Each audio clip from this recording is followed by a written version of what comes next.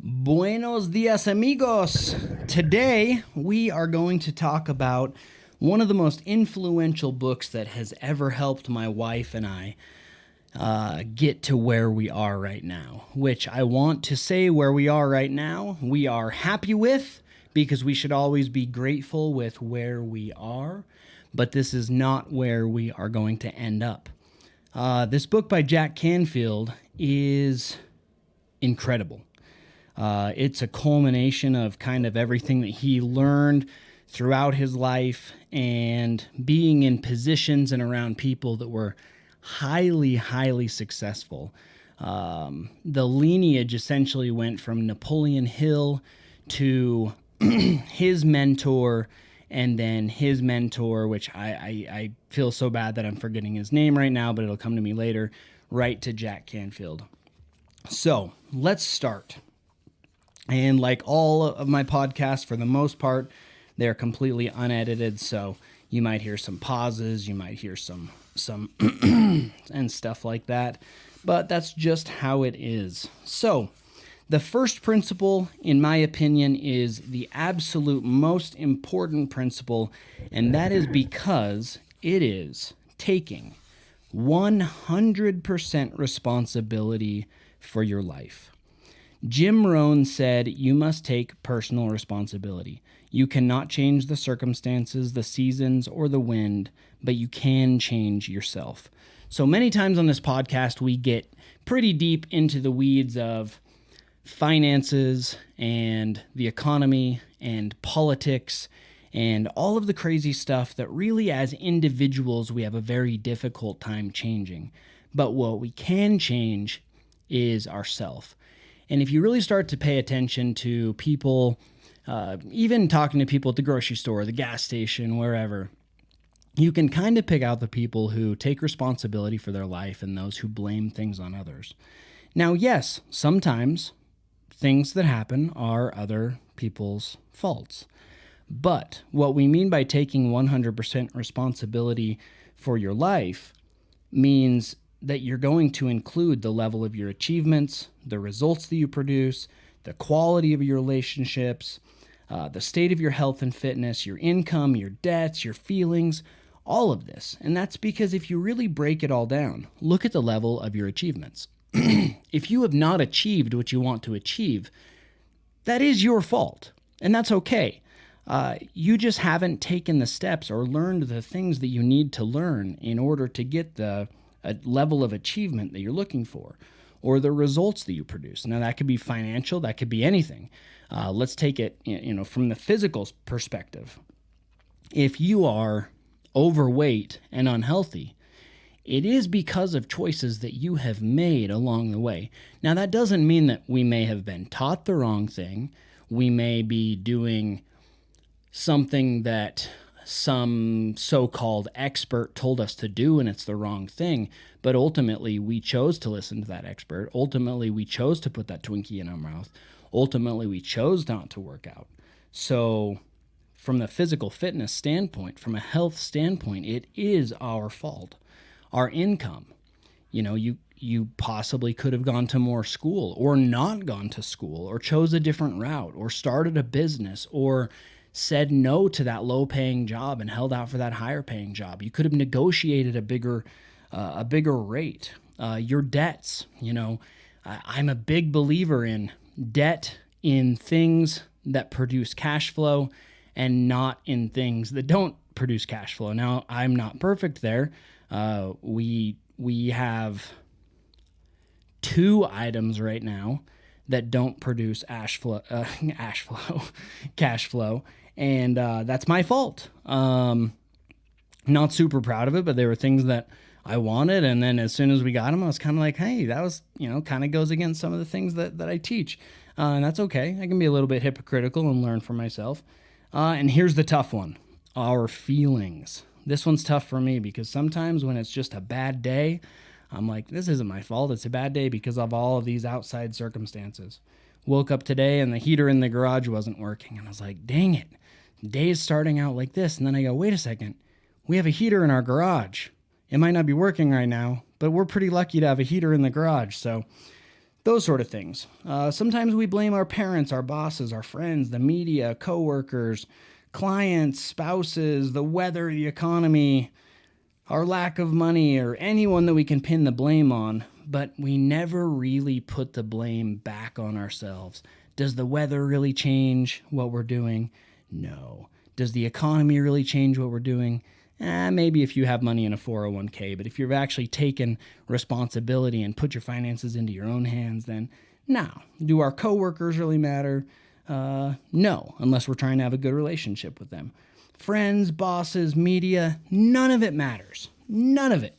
It all comes down to you and your personal responsibility and taking 100% responsibility for everything. Now, I said the name would come to my mind. Napoleon Hill knew a guy named W. Clement Stone. And W. Clement Stone was the guy who was the self-made millionaire worth like $600 million that became Jack Canfield's mentor. And it was really interesting. They used to call him an inverse paranoid. So where a lot of us are like, oh, the world is out to do me bad, W. Clement Stone was out there saying, the world is out to do me good. What is the world going to do to me today that is good? Very interesting, very cool stuff. You have to give up all of your excuses. There are no excuses. Are you fat and you can't climb a mountain? Yep. And that excuse is gone. You can now eat better food and you can start hiking and you'll be able to climb that mountain. 99% of all failures come from people who have a habit of making excuses. That's a quote by George Washington Carver, who is a chemist who discovered over 325 uses for the peanut. I am very, very grateful for this man because peanut butter exists because of him. You choose to act as if, and that's all that is required. To act as if. Fake it till you make it is an absolutely true principle that we can all learn from, and it is so incredibly important. In this book, he talks about a formula called E plus R equals O, which is event plus response equals outcome. So you can blame the event, the E, for your lack of results, O, but if you take responsibility, then that event can happen. You can respond in a certain way to have a different outcome.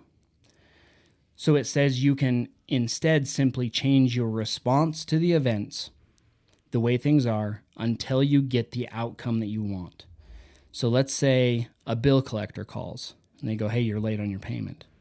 Well, that's an event. What is our response to that? Oh, that freaking bill collector called me and I don't have the money to pay for it and I can't do this. So then we have a poor outcome. Or you talk to that bill collector and you say, hey, I'm going through some rough times right now. I'm really working on it. I'm actually going to sell a few things. Can you please give me an extra month on this? Work with them, sell some things, get where you need to be, ask for a raise, start a business, do whatever you need to do. The outcome is going to be very, very, very different. Everything that you experience today is a result of the choices that you have made in the past. So that's both internally and externally.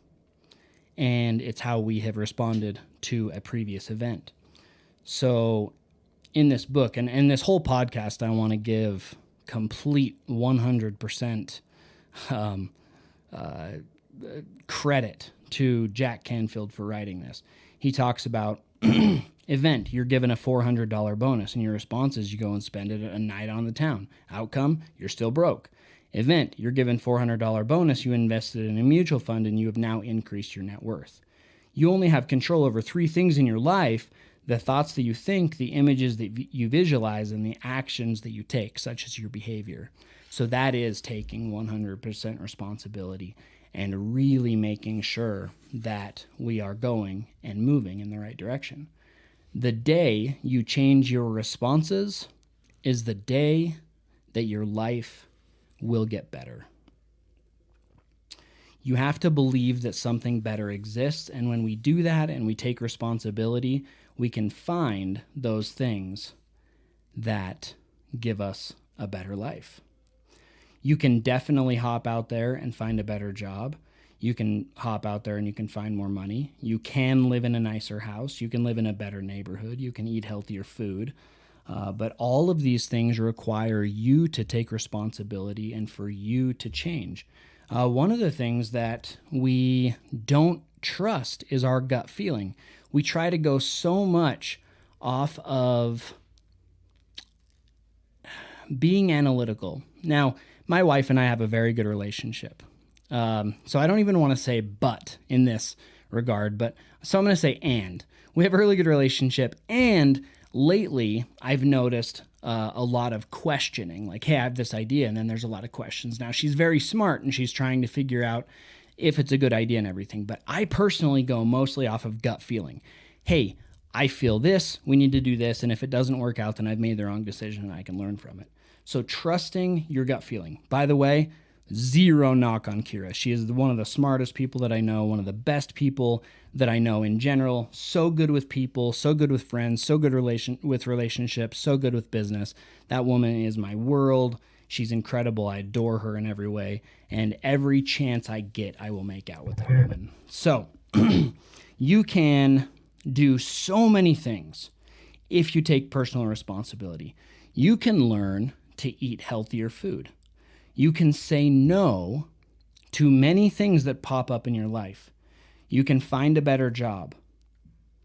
You can go back to school and pursue your dream. Now, that does not mean that you need to go back to formal education. You could go get a trade school degree. You could hop online. You could listen to podcasts. Get an education. You could take better care of your possessions. You can reach out for help. You can ask others to assist. You can take development classes. There's so much that you can do.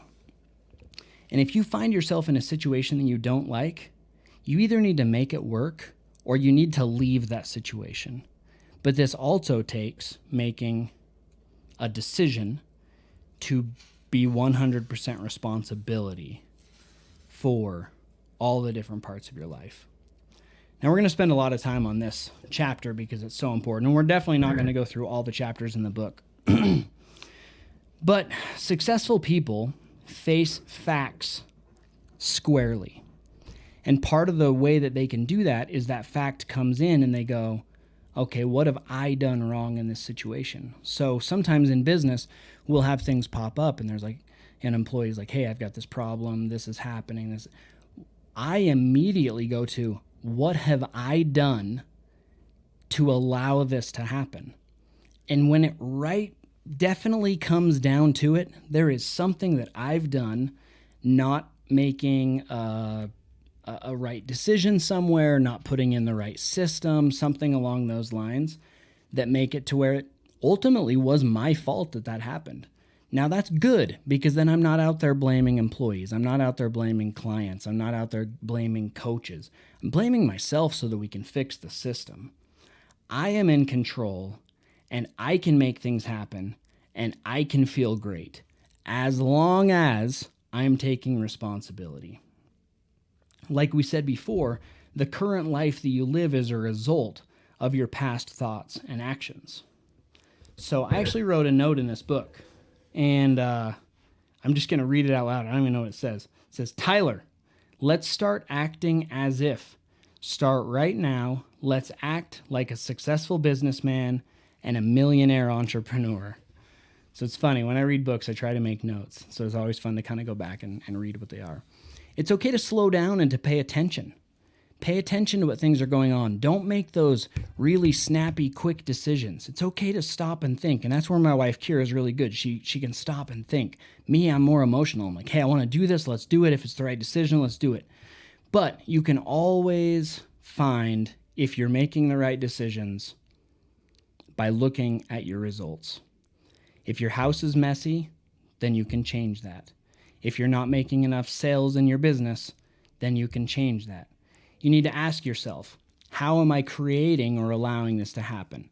What am I doing that's working that I need to do more of? Should I be doing more practicing? Should I be meditating? Should I be delegating, trusting, listening, asking questions, keeping my eye on the ball, advertising, saying I love you, hugging your spouse more or your significant other, controlling my carbohydrate intake, working out? Am I staying up too often?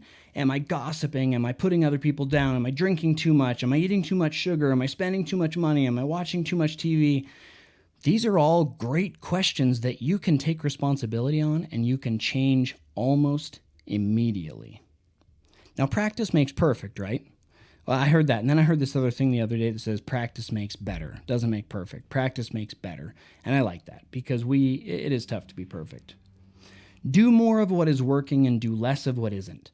And then try new behaviors so that you can produce better results. And it's really easy to see because results don't lie. You are either rich or you are not. You are either in good relationships or you are not. You're either waking up happy or you're not. You're either going to sleep soundly or you're not. So pay attention, change what needs to change. Principle 2 is be clear why you are here. Elizabeth Ross, which is an MD, a medical doctor, said, learn to get in touch with the silence within yourself and know that everything in life has a purpose. That silence within ourself is so difficult. That's why meditation can be so incredibly powerful and it is so hard to do. We are addicted to our thoughts. We are addicted to our minds. We are addicted to letting those things lead to actions in our life, and we cannot just take the time to sit there and let our mind be blank. Learn to get in touch with the silence within yourself. That is so incredibly powerful. When we can do that, then we can really start to learn to be clear why we are here. We need to take the time to understand what we are here to do and pursue that with passion and enthusiasm. Moving a little bit away from this, but just into that Japanese term that I talk about all the time called ikigai. It's finding your passion, what you're good at, what the world needs, and what makes you money. If you can put those things together, magic happens. So what were you put on this earth to do? When we act in alignment with our true purpose, all of our actions automatically serve others. And that's where ikigai gets so cool, is when you can mend those things together, we're now adding value to the entire world, and the world just becomes such a better place. So asking your why are you doing what you're doing?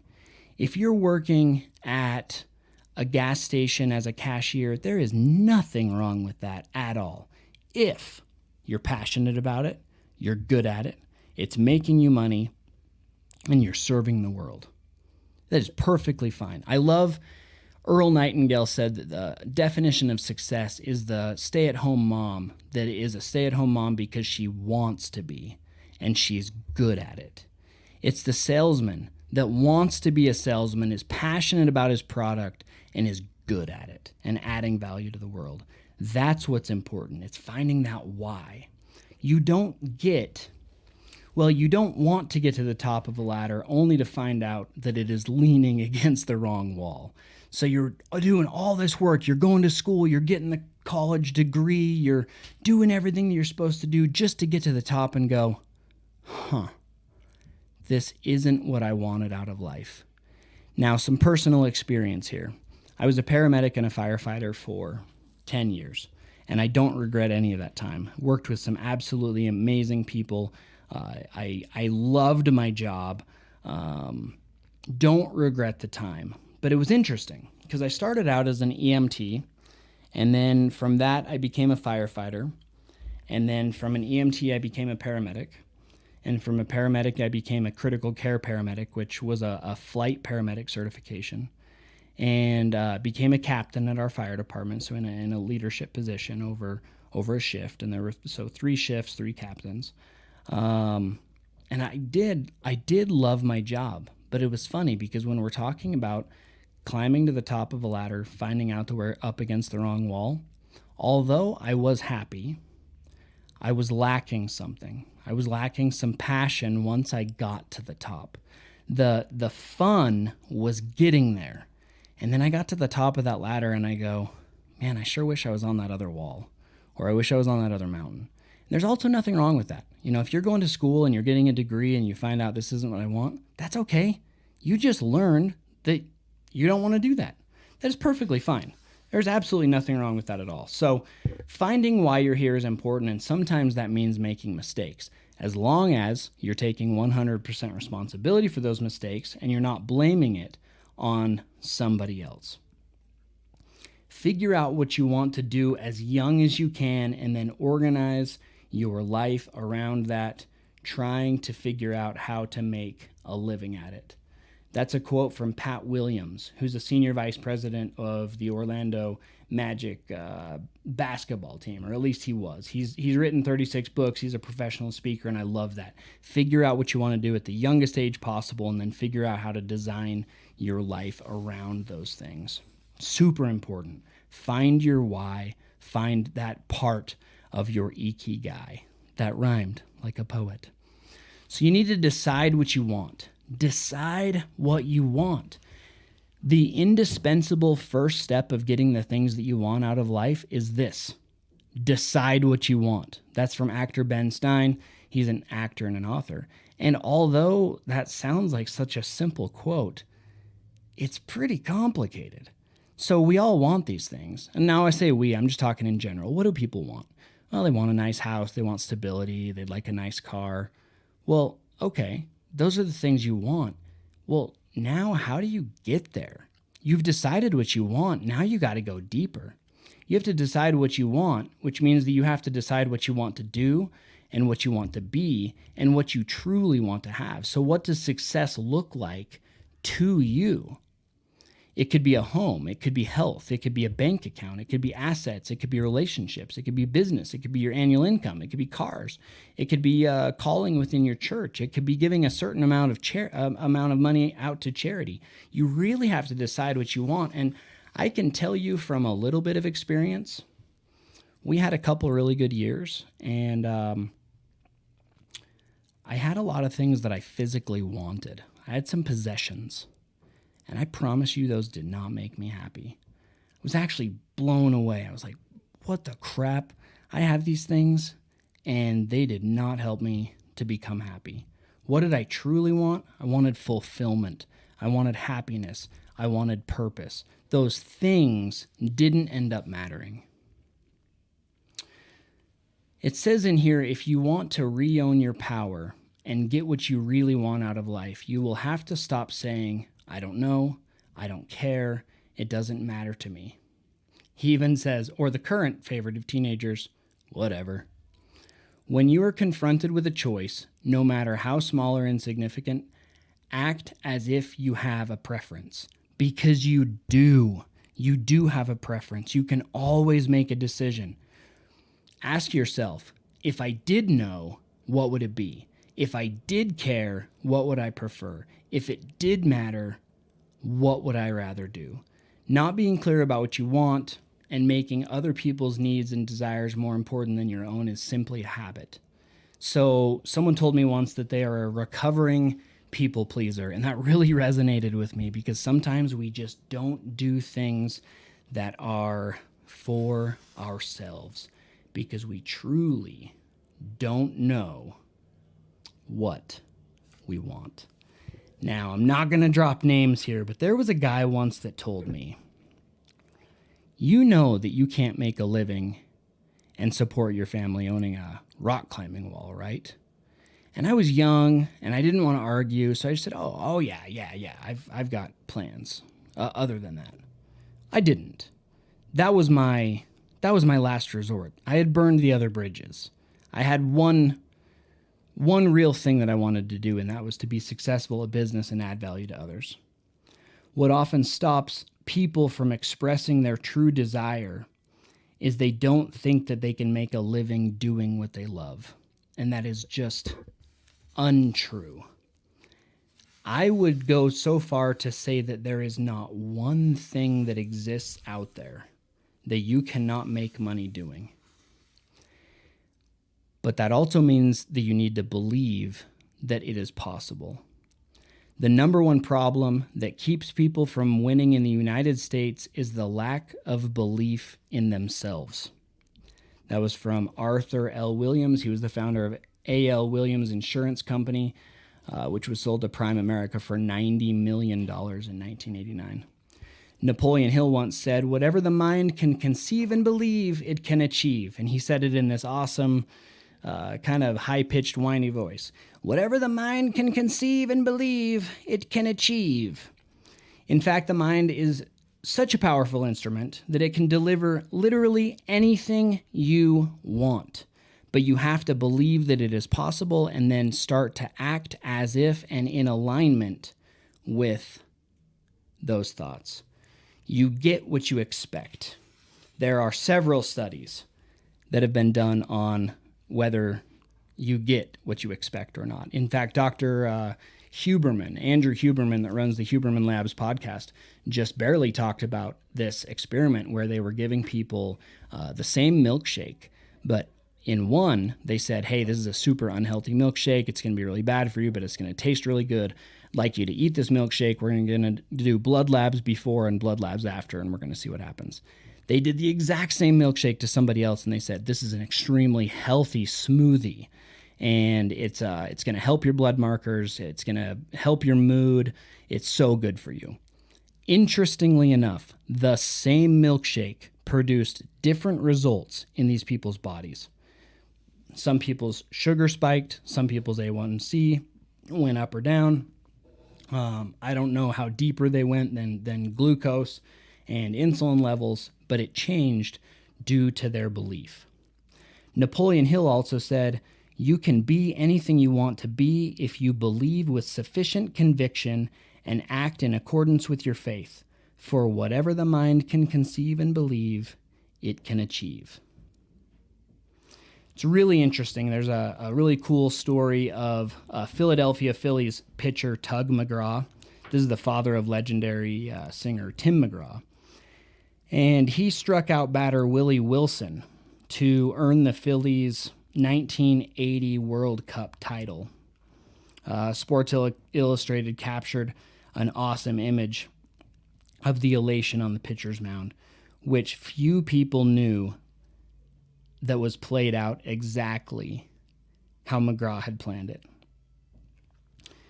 He had conditioned his brain every single day in his backyard.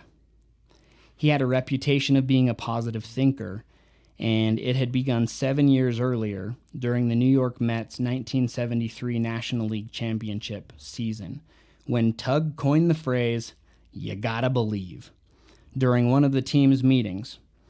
The Mets team in last place in the division in August went on to win the National League pennant and reached Game 7 of the World Series, where they finally succumbed to the Oakland A's.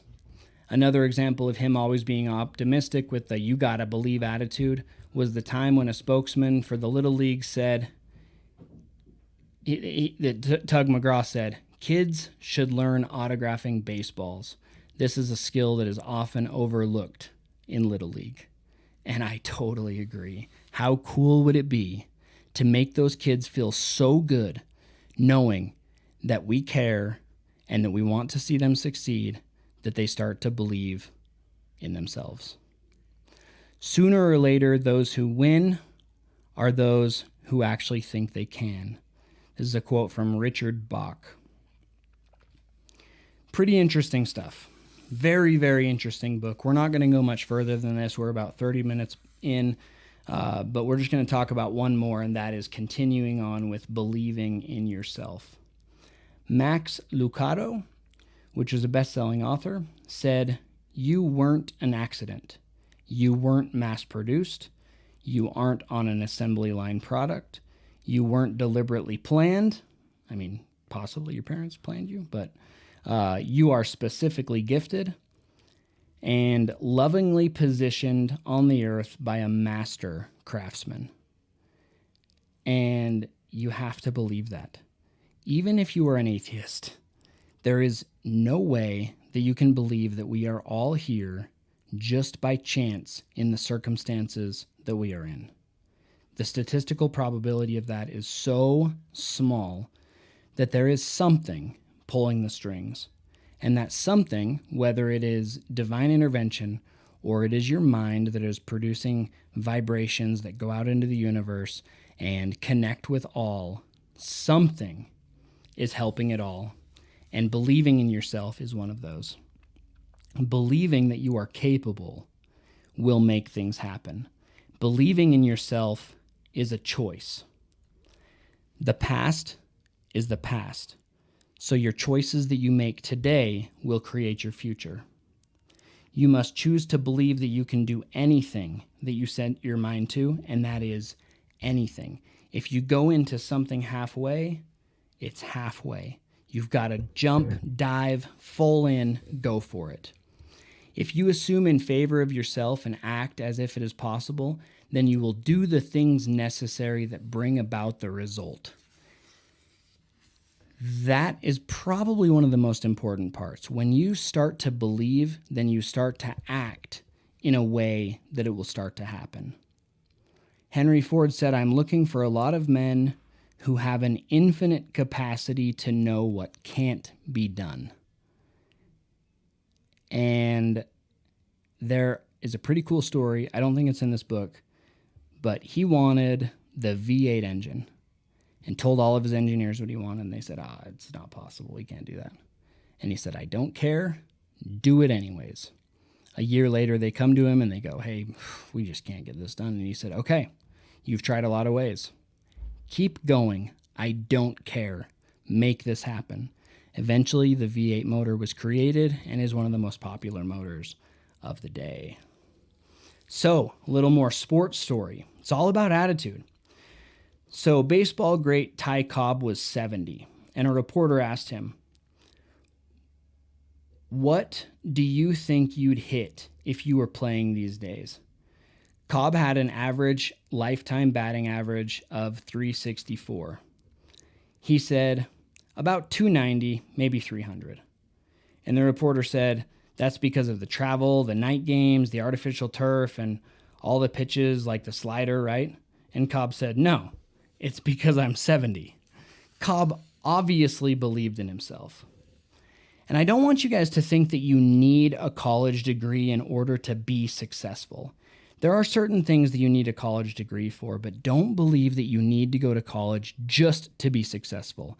I know plenty of people with a college degree that are extremely unsuccessful because they thought that that college degree would make them successful, when in reality, it is your continuing education, it is your attitude, it is your willingness to learn and grow and fail that is going to make you successful. Now, obviously, there's some professions like being a doctor or a lawyer or possibly an engineer, or certain things like that that you do. You need to get a degree and go through the steps because that's how society is set up.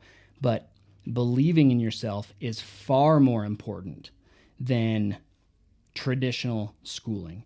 Knowledge and training and untraditional schooling is completely sufficient if you're taking 100% responsibility for your actions and you're learning from your mistakes. 20% of Americans millionaires never set foot in college.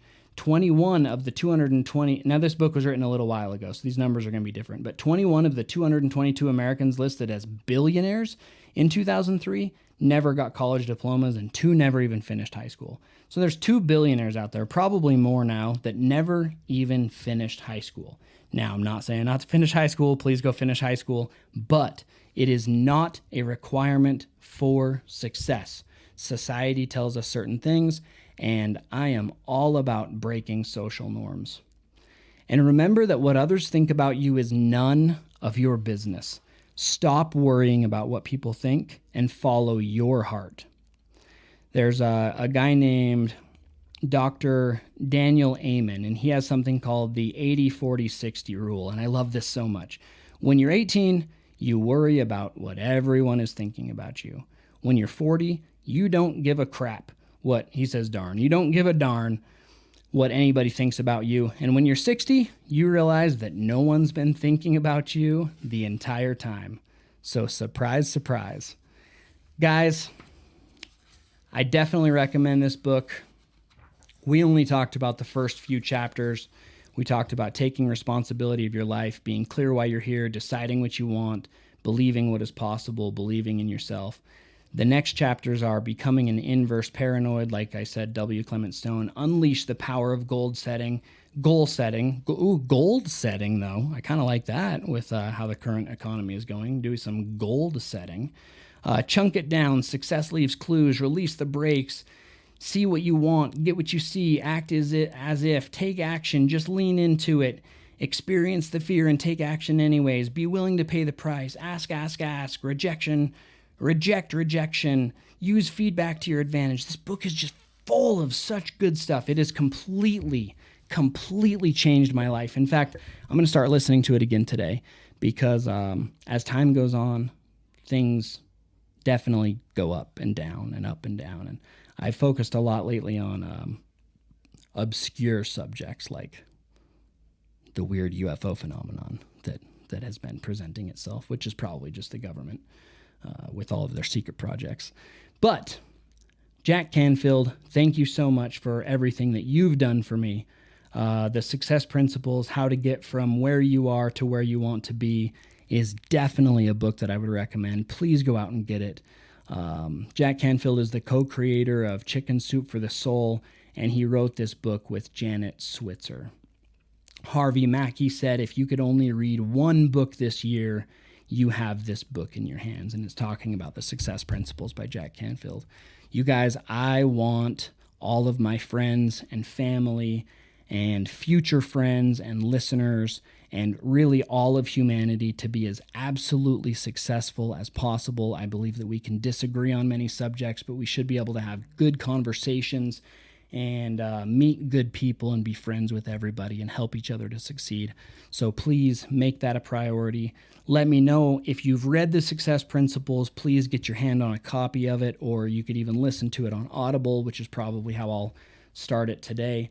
Have a great day. Love all of you guys, and we will chat soon.